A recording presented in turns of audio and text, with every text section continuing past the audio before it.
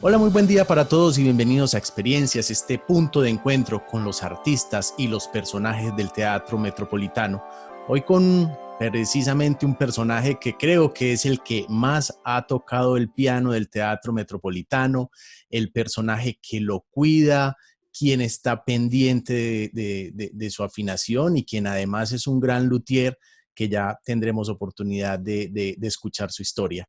Él es Mario Donadío. Mario, buen día, ¿cómo estamos? Hola Juan, buenos días. Muy bien, ¿tú cómo estás? Bien, afortunadamente, y pues con muchas ganas de escuchar todas estas historias que tenemos en torno a la música y a la construcción de los instrumentos. Pero comencemos como a rodar la película hacia atrás. ¿Desde dónde comenzó esa pasión por la música y por los teclados? Bueno, yo desde niño me gustaba escuchar música clásica y por allá a finales de los años 70, que tenía pues como 11 años, fue la primera vez que escuché un clavicémbalo. Me acuerdo que compré un acetato de unos conciertos de Bach para 2, 3 y 4 clavicémbalos en la librería Continental. Y después de que escuché eso, quedé impactado y enamorado del clavicémbalo. Y desde ahí vengo con todo lo que tiene que ver con clavicémbalos y obviamente los pianos también. Bueno, empecemos a hacer diferenciaciones que de pronto la gente no tiene eh, muy segura esas diferencias entre clavicordio, clavicémbalo, el mismo, pues, las diferentes nombres que ha tenido, clave, en fin. Háblanos un poquito de esas diferencias que tiene cada uno de estos instrumentos. A ver, para hacer claridad desde un principio, el clavicordio es un instrumento distinto al clavecín o clavicémbalo. A ver, en Es, español, sí, dime sí, es Juan. como una cajita, es como una caja, en su construcción es muy diferente incluso porque es como una caja y digamos que era un piano portátil de la época. Lo que pasa es que lo que lo diferencia notablemente del clavecín es que el clavicordio, las cuerdas son percutidas, más cercano al piano moderno. Ujú. Lo que pasa es que en España, que me parece que es donde se ha originado un poco la confusión, porque en algunos textos, hablando del clavecín, dicen clavicordio, y de ahí Mm. viene un poco la confusión.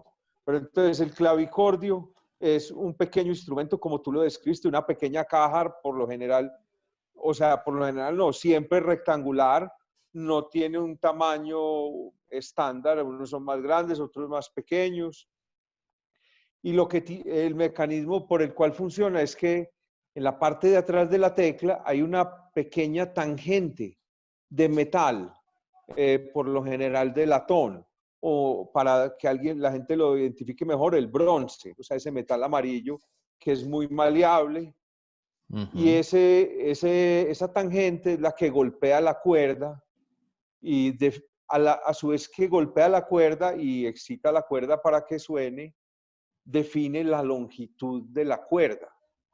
Entonces, dentro de los clavicordios hay dos tipos de clavicordios. Unos que tienen una cuerda para cada tecla y son polifónicos.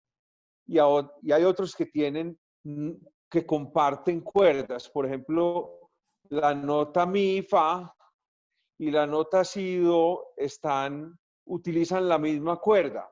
Entonces no se puede tocar las dos notas a la vez. Eso es Mien- como una breve descripción del clavicordio. Ujú. Mientras que en el clavicémbalo la diferenciación pues es otra y hay muchas escuelas, pues hay como 5 escuelas, la flamenca, la italiana, la alemana, en fin. ¿Tú te casas con alguna de estas escuelas al momento de hacer la construcción? No, mira, las 5 escuelas vamos desde el sur hacia el norte de Europa. Entonces, Italia, Francia, el territorio flamenco, Alemania y por último Inglaterra. Ujú. Esas son las 5 escuelas. Ok. Ahora, no, yo no tengo una, o sea, no me caso con ninguna en particular, aunque sí tengo mis afectos cercanos están más con las tres escuelas, digamos, de la parte central de Europa, que son la francesa, la flamenca y la alemana. Y vos Ujú. dirías, pero vos que sos de origen italiano y ¿por qué no hablas de Italia? Pero también me gustan los clavecines italianos, pero realmente mis instrumentos favoritos son los que te digo, franceses, flamencos y alemanes. ¿Y por qué? ¿En la sonoridad, en la construcción, en qué te gustan? Todo combinado. Estéticamente me parecen muy hermosos. Ujú. El proceso de construirlos para mí es encantador. Fuera de eso, el timbre y las posibilidades de tocar la música de la época, o sea, tocar, por ejemplo, Couperin en un clavecín francés, maravilloso. Poder tocar Bach en un clavecín alemán, o poder tocar Scarlatti, que compositor italiano, pero así pues particularmente Scarlatti, muchas de las sonatas que compuso para clavecín las compuso en un clavecín alemán. Ujú. Ok, Uh -huh. pues chiquito eras un niño que desbarataba todo lo que encontraba, todo lo que tenía, con la curiosidad de ver cómo estaba construido. Y luego, pues en la edad adulta empezaste con el tema de la carpintería heredado de tu padre y también en la construcción de instrumentos. ¿Cómo llegaste a esa construcción de instrumentos? Bueno, a ver, yo realmente llegué porque el primer piano que tuve, que era el piano de mi abuela, mi madre me lo regaló porque lo tenía una tía, y cuando ese piano llegó, el piano estaba, o sea, no se podía utilizar, estaba en pésimas condiciones. Fuera de eso, el comején se había comido el clavijero, entonces no se podía afinar. Y eso fue por allá en 1980, y yo pues tenía 13 años. Y como dijiste, mi papá tenía un taller de carpintería, y dije, yo, como además ya dijiste, yo desbarataba todo, desbarataba el televisor, la nevera, la lavadora, y dije, este piano lo arreglo. Y arreglé ese primer piano, y desde ahí quedé encantado por el mundo de los teclados. Y bueno, eso fue un proceso, porque entonces con ese piano empecé a estudiar, después más pasé a un piano más grande y mejor, y empecé a arreglar pianos para la gente veía el piano que yo había arreglado y me decían, ve, mira este piano, y yo iba y lo miraba y decía, yo te lo arreglo, y así lentamente me fui To- encarretando con ese trabajo. Totalmente autodidacta, totalmente aprendiendo, prueba-error. Porque pues en la Bueno, época me imagino que no había tutoriales para meterse a internet a cómo arreglar un piano. no, internet, pues, yo, o sea, yo que soy del siglo XVIII, internet para mí aparece como en los años 2000. Sí, más o menos. Sí, no, a ver, yo realmente en eso tengo que agradecerle mucho a mi hermano Alberto, porque en esa época él vivía en Estados Unidos, y y yo pues lo llamé y le dije, ve, estoy muy interesado en aprender de cómo arreglar pianos y afinar, y él me consiguió varios libros, y esa fue como la primera introducción, pues como de una cosa teórica más formal y más seria. Entonces ahí le agradezco enormemente a mi hermano Alberto.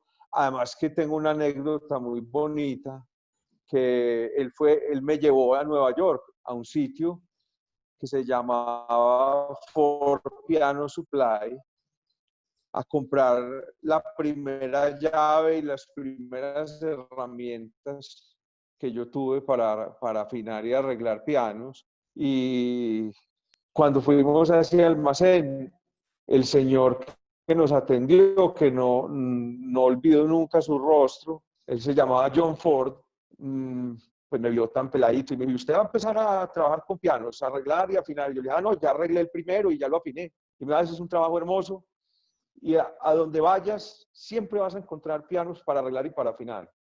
Y te digo, Juan, que 40 años después, absolutamente O sea, fue una predicción, pero perfecta y súper cierta.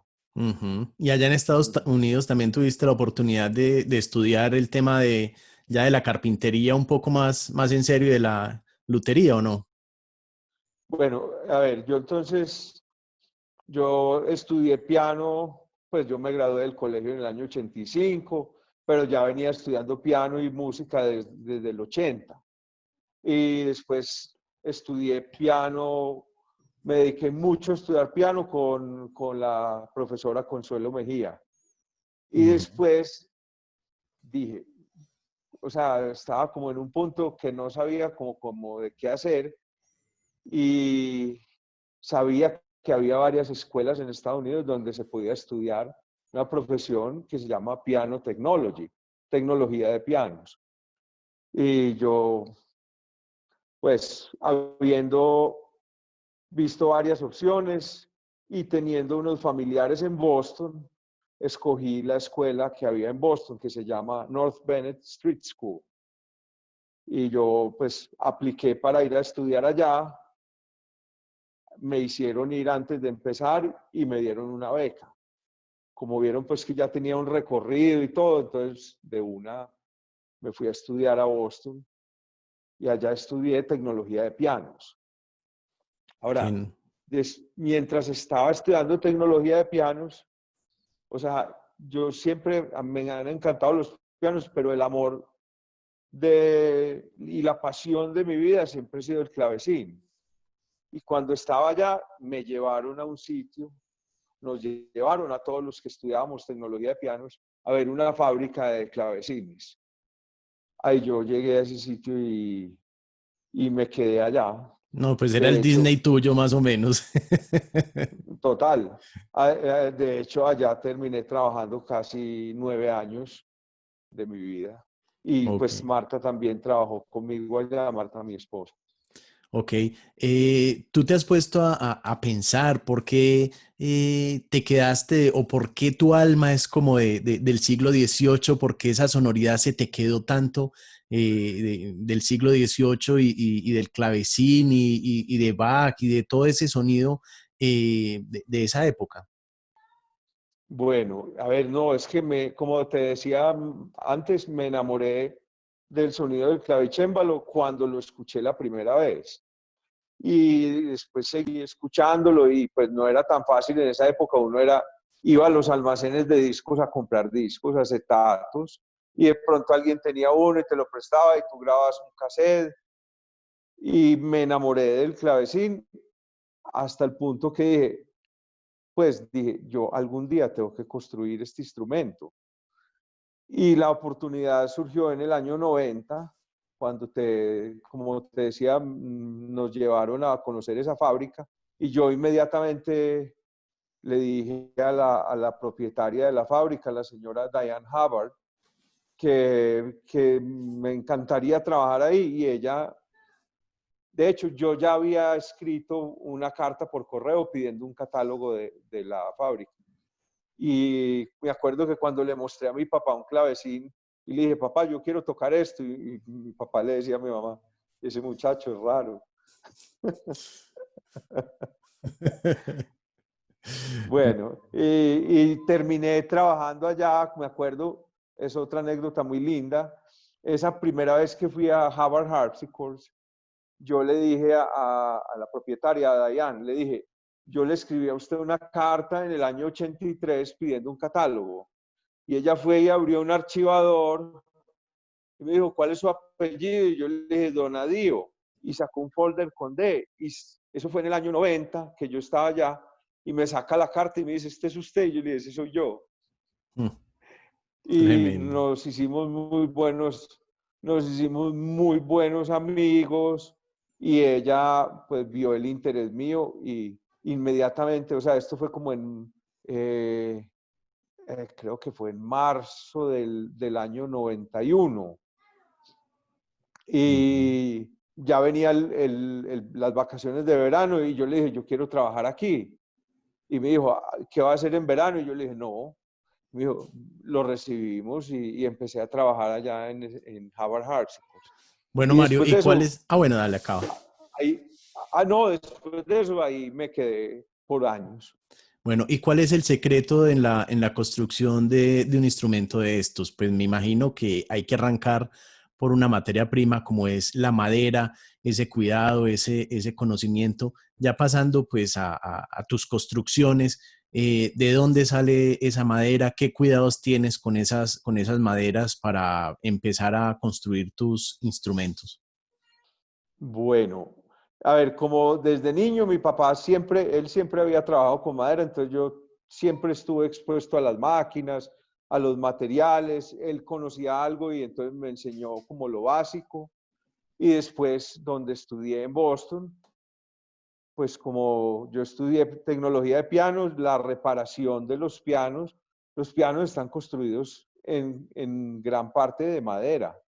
Entonces ahí ya me hicieron una introducción más formal al manejo de las máquinas y el entendimiento del material. Y después cuando entré a trabajar a Harvard Harpsichords, ya con elementos y con algún conocimiento, allá me enseñaron muchísimo del manejo de la madera. Y entonces ya paso a la pregunta tuya más específicamente. O sea, para construir los instrumentos, yo utilizo maderas, los que he construido aquí en Colombia, son maderas casi todas nativas de Colombia. La única madera que no es nativa que utilizo es el abeto para la tabla armónica, que lo traigo del Canadá. El resto de los materiales son todos nativos de acá. Las maderas si no la consigues seca, la dejas secar al aire por mucho tiempo. ¿Mucho Y tiempo estamos si hablando de cuántos años? pues depende de la madera. Las maderas blandas se secan al aire dependiendo de la madera, entre 8 y 10 meses, dependiendo también del sitio donde las tengas. Y las maderas duras se pueden tardar 2 y 3 años para secarse al aire. Pero ya cuando yo empecé a trabajar aquí en Colombia, o sea, ya se podía conseguir madera seca de horno para poder elaborar instrumentos. Sobra decir, para fabricar cualquier cosa en madera que vaya a durar mucho tiempo y que sea hecha de calidad, la madera tiene que estar seca. La madera no puede estar húmeda o biche, digámoslo así, pues popularmente. Bueno, y cuéntame cómo fue esa experiencia del primer instrumento, uno dedicarse a construir ese primer instrumento y llegar hasta el punto de tocarlo. Me imagino que eso es una emoción infinita. Te digo que las palabras no alcanzan porque, o sea, yo tenía ese sueño de poder tocar un clavecín y de hecho en Medellín, en la casa de un compañero del colegio, el papá había construido en los años finales de los 70 o principios de los 80 un pequeño clavecincito que era un kit, o sea, venían las partes de madera desarmadas y él lo armó y ese fue el primer clavecín que yo toqué. Después toqué uno que tenía Álvaro Villa, el papá de Diego Villa. Y después ya en Estados Unidos tuve la oportunidad de tocar muchos instrumentos. Y cuando ya estaba trabajando en Harvard Harpsichords, pues un día le dije a Diane, le dije, yo quiero construir un instrumento para mí. Me dijo, adelante, en su tiempo libre, bien pueda. Y en ese tiempo construí mi primer clavecín francés de doble teclado, todavía lo conservo.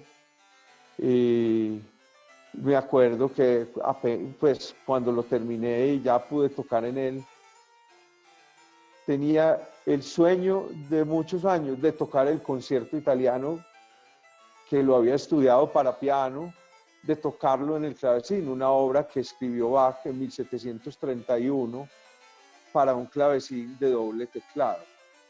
Y ese fue una realización total. Me acuerdo que invité a mi primo, a su mamá, y fueron unos amigos también en Boston a escuchar y a verme tocar el clavecín la primera vez.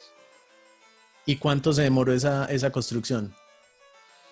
a esa construcción se tardó, yo empecé en noviembre del año 92 y terminé en mayo del 93. Más de un año. Ujú. Mm, No, ok, un menos poco del... menos de un Sí, año, como 7 meses, sí. ok. ¿Y hoy en día cuánto se demora ya en tu proceso de construcción? ¿Has evolucionado en el tiempo o es el tiempo que demora esa construcción? Depende, Juan. Si yo dijera que me puedo dedicar tiempo completo a construir un instrumento, lo podría hacer en 5 o 6 meses, inclusive un poco menos, depende, porque la complejidad de un clavecín varía. Si es de un teclado es mucho más rápido, si es de dos toma más tiempo, pero podrían ser 5 o 6 meses, a veces me demoro más porque, como tú dijiste ahora, yo estoy cuidando muchos pianos, entre ellos no solo el piano, sino los pianos que hay en el teatro. Ujú. Y que precisamente para allá ya íbamos. Pues creo que fue en 2014 que llegó el piano Steinway al Teatro Metropolitano, pues nuestro piano. Pues tener un piano en un teatro, o más bien el piano en un teatro es una de las joyas más cuidadas que podemos tener, y es un instrumento que requiere muchos cuidados, pues desde lo estético, lógicamente, pues que no vaya a tener golpes, abolladuras, en fin, hasta la sonoridad, que pues cambiarle algunas piezas puede cambiarle el sonido al instrumento. Entonces, en ese sentido, pues Mario, desde el principio, creo que cuando llegó el piano, estuvo ahí muy pendiente, y quiero que me cuentes desde tu punto de vista cómo fue esa experiencia de la llegada de nuestro piano, del primer piano, porque pues antes lógicamente teníamos el piano Yamaha, digamos, con el que durante, no sé, 20 y pico de años estuvo funcionando el teatro, y pues últimamente digamos que llegó la línea más importante de pianos que hay, que es el Steinway alemán, a nuestro escenario. Entonces cuéntame, Mario, ¿cómo fue esa experiencia y qué me puedes decir de este instrumento que apreciamos tanto en el teatro? Bueno, a ver, para ser justos, tengo que hablar un poquito del piano Yamaha también primero. Ok, No, vale, vale. no me puedo, no, porque mira que, o sea, el piano Yamaha, pues yo, hasta donde yo sé, está con el teatro desde que el teatro inició. Ujú. Sí, Y fue una de es, las es un, primeras adquisiciones que eso, hubo. y es un piano Yamaha fabricado en Japón, un instrumento de cola entera, maravilloso. Eh, yo pues realmente lo afiné algunas veces en los años 90, pero en esa época no había como alguien fijo que cuidara los pianos. Ujú. Después, ya cuando, eh, eh, ¿cuándo fue? En el 2004 o 2005 creo que fue, ya empecé a cuidar el piano Yamaha permanentemente y le he hecho muchos trabajos, le reemplacé muchas cuerdas, le he hecho mantenimiento, regulación, en fin. Y con ese piano trabajamos, el teatro trabajó por muchos años muy bien y sigue siendo un maravilloso Y lo instrumento. seguimos usando Ahora, para algunas presentaciones, algunas cosas. Sí, pues, o sea, el piano es totalmente funcional. exactamente, exactamente. Ahora, obviamente, y no es por demeritar la calidad del piano Yamaha, que es muy bueno, pero en el 2014, como tú dices, llega el Steinway alemán de cola entera, el modelo D, y desde el, mejor dicho, recuerdo estar presente el día que se bajó el guacal del camión y lo destapamos, lo pusimos en pie. Me acuerdo de detalles, por ejemplo, que la silla del piano venía desarmada y me tocó armarla. No venía ensamblada, venía desensamblada. Era un ensamblaje de taller porque había que pegarla. Me acuerdo que la ensamblé. Y desde eso estoy a cargo y encantado de cuidar el piano. Fuera de eso, encantado del hermoso instrumento que la pianista lituana Musa Ruokite escogió para el teatro. Me parece que hizo una escogencia maravillosa. El instrumento tiene una sonoridad espectacular y yo estaba ahí, como tú dices, para afinarlo, pues año tras año, y desde el 2014 hasta ahora le hemos hecho solo un mantenimiento que fue una regulación necesaria. De resto, no, no realmente limpieza, cuidados básicos, estar muy pendiente que me lo cuiden mucho los muchachos que lo mueven, y todos han sido muy, muy cuidadosos, y bueno, entre todo el equipo del teatro creo que hemos mantenido el piano en óptimas condiciones y está en óptimas condiciones. Yo te complemento de pronto la historia. Pues a la maestra Musa Rubaquite le hacen la cita para ir a Steinway a escoger el piano, le ponen a disposición cerca de 15, 20 pianos para que ella probara, y en el primero que se sentó fue en este, y dijo, este es. Y pues probó los otros, pero definitivamente se quedó con la sonoridad del piano, y ha sido algo muy especial y algo que resaltan mucho todos los pianistas, porque absolutamente todos los grandes pianistas que han estado en el teatro hablan muy bien de este instrumento y de su sonoridad y de todas las capacidades que brinda. Y luego me voy a la otra historia, el día digamos que ya lo teníamos listo, armado, pues hicimos una pequeña recepción en el escenario del teatro para escucharlo. Mario parecía un niño chiquito, se metía por debajo del piano, miraba una cosa, miraba la otra, pues estaba haciendo, invitamos a la maestra Teresita Gómez para que nos hiciera pues una pequeña muestra de ese piano, pero ese día Mario estaba como niño chiquito con golosinas, ¿sí o no, Mario?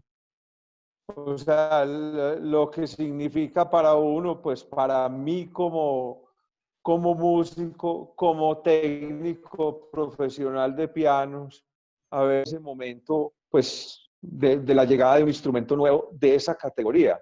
Eh, pues no, eso es de esos, así como el momento que describí ahora cuando construí mi primer clavecín y pude tocar en él el concierto italiano, ese es otro de esos días que uno recuerda para siempre. Claro, claro. Pues, ¿qué te puedo decir? O sea, un, fue y para mí sigue siendo un privilegio estar a cargo de los pianos y de ese piano en particular del teatro. Ahora, Ujú. desafortunadamente este año teníamos un concierto con la maestra Musa Rubaquite que iba a tocar el 16 de abril, que tocó cancelarlo, y ese día me habían invitado para que yo hiciera el conversatorio, como un poquito como esto que estamos haciendo aquí, para hablar pues, de la breve historia y la breve vida que lleva el piano. Pues lleva 6 años con nosotros y en buenas manos y en buen cuidado nos va a acompañar por muchos años.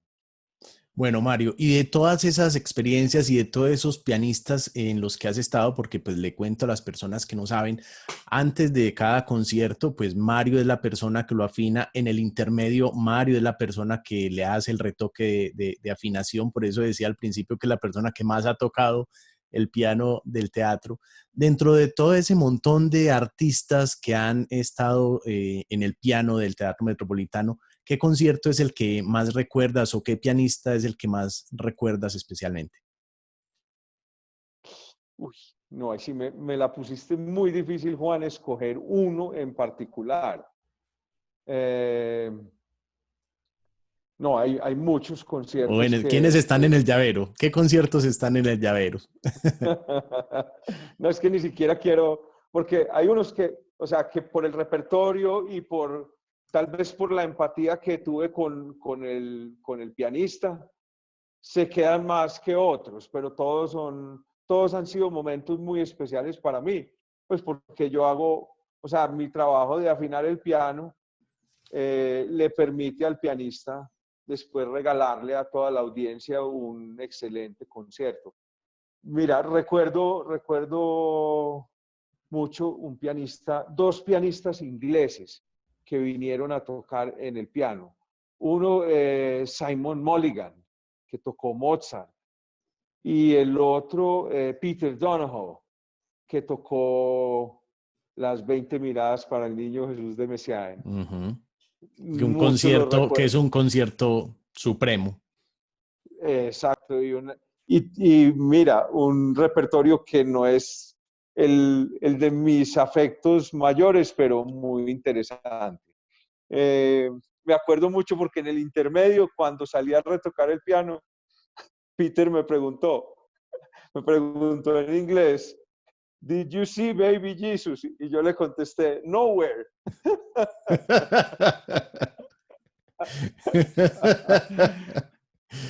Bueno, y recuerdo una cantidad de conciertos. Pues recuerdo la maestra Blanca Uribe tocó el Emperador de Beethoven.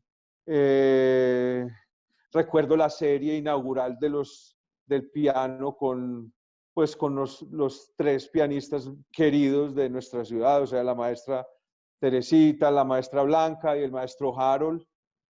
Eh, no, Juan, es que hay una cantidad de conciertos. Aquí se me viene a la memoria, pero este es un pianista que vino un poco antes de que llegara el piano. Un pianista y director norteamericano que se llama Ira Levin, que dio un recital, o sea, no había llegado el Steinway, tocó en el Yamaha. Me pareció maravilloso la interpretación de él.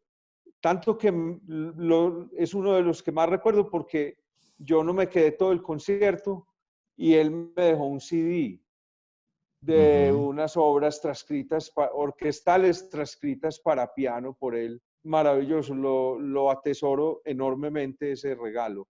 Ahora, por ejemplo, recuerdo la serie de cuando vinieron a tocar pianistas a cuatro manos o a dos pianos utilizando el otro instrumento hermoso que reside y vive en el teatro, que es el otro Steinway, que es propiedad de la Orquesta Filarmónica. Vino un dúo alemán, Grau Schumacher, maravillosos. Y también me acuerdo mucho del dúo Amal, que era un pianista israelí y un pianista palestino. Pues Sí, que querían llevar imposible un de mensaje olvidar. también de unión de sus dos pueblos. Exacto, de unidad, y fue un concierto bellísimo. Así Ahora es. también vinieron un par de hermanos, ay, creo que eran españoles. Sí, el dúo del Valle. El dúo del Valle, ¿cierto? Maravilloso también. En fin, bueno, hablando de grandes nombres, pues la vez que vino a tocar con la Orquesta Filarmónica Lang Lang y que terminó tocando en el piano del teatro, porque el piano del teatro tiene una sonoridad un poco más, que dijera yo, un poco más brillante y que le permite más presencia al pianista en el espacio tan grande que tiene el teatro. Recuerdo que a Lang Lang se le ofrecieron los dos pianos y él escogió tocar el del teatro. Y no estoy diciendo que no me vayan a tergiversar, porque el piano de la orquesta también suena hermoso. Bueno, Mario, el año pasado también tuvimos una experiencia, o tuviste también una experiencia con nosotros muy especial, y fue la oportunidad de ver tus instrumentos sobre el escenario del Teatro Metropolitano, interpretada por grandes figuras, haciendo música barroca. Me refiero al concierto del maestro Jordi Sabal, por ejemplo, y que el otro instrumento también, en el que tienes ahí de fondo, fue el que estuvo también en el otro concierto, ¿no? Creo que Correcto, no. sí, ¿Sí fue sí, ese? sí, sí. Sí, Ok. a ver, no, es que lo recuerdo muy bien, casi que me acuerdo de las fechas. Creo que fue el 21 de octubre que vino Il Gardelino, Y el Gardelino, que exactamente. es un grupo de música antigua, eso, un grupo de música antigua, y el clavecinista Zvi Meniker escogió tocar en el clavecín alemán que le ofrecí el alemán o el franco flamenco, y escogió este clavecín que está aquí al lado mío para tocar ese día. Y después, en noviembre, si no estoy mal, fue el 12 de noviembre, que estuvo acompañándonos el maestro Jordi Sabal y el clavecinista Mauro Vitale escogió el clavecín flamenco para tocar ese día. No, esa fue una experiencia que te quedan para toda la vida, a ver, pues que músicos de talla internacional vengan a tocar en los instrumentos que hemos construido aquí en Medellín. Fue un privilegio total y los comentarios de ambos clavecinistas y de los músicos fueron maravillosos para los instrumentos y para todo el acompañamiento que les hice antes y durante el concierto. Fue Qué una bueno, qué experiencia muy bueno. bella que Increíble. se la agradezco enormemente pues al teatro por haber traído sus grupos y por haber confiado en la calidad de mi trabajo para estar ahí con los instrumentos. Bueno, y ya para despedirnos, pues estamos despidiendo a nuestros invitados con la misma pregunta acerca de lo esencial, de qué es lo esencial en este momento, en su vida, en la música, pues dejamos como la pregunta abierta. Entonces, para Mario Donadío, ¿qué es esencial? Juan, qué pregunta tan difícil, tan bonita. Eh, no, yo creo que el amor es lo más importante en la vida. La vida sin amor no, yo creo que no tiene sentido. Y, y después, para mí personalmente, sin música no hay vida. Ujú, Esa es así como es. mi respuesta, sí. Bueno, pues Mario, ha sido un placer compartir este pequeño espacio. Son demasiadas anécdotas, demasiadas historias en torno a los instrumentos, a toda una vida de demasiado amor que le has dedicado a esa pasión que llevas por dentro en la construcción y en el cuidado de los instrumentos. Y bueno, un momento también para agradecerte por toda esa labor que vienes desarrollando en el Teatro Metropolitano, con el Teatro Metropolitano, con nuestros músicos queridos y te esperamos muy pronto para que estemos nuevamente muy cerquita allá disfrutando nuestro Steinway. De nuevo, mil gracias a ti por la invitación, al teatro, a sus directivas, a todo el personal con quienes tengo una maravillosa relación con todos, desde, desde las directivas hasta todo el personal de utilería, todo el mundo los llevo muy cercanos y bueno, como tú dijiste, hasta que ojalá que sea muy pronto que nos podamos volver a encontrar en el escenario y en el teatro. Bueno, hasta pronto. Chao. Chao, Juan. Gracias. Buen día.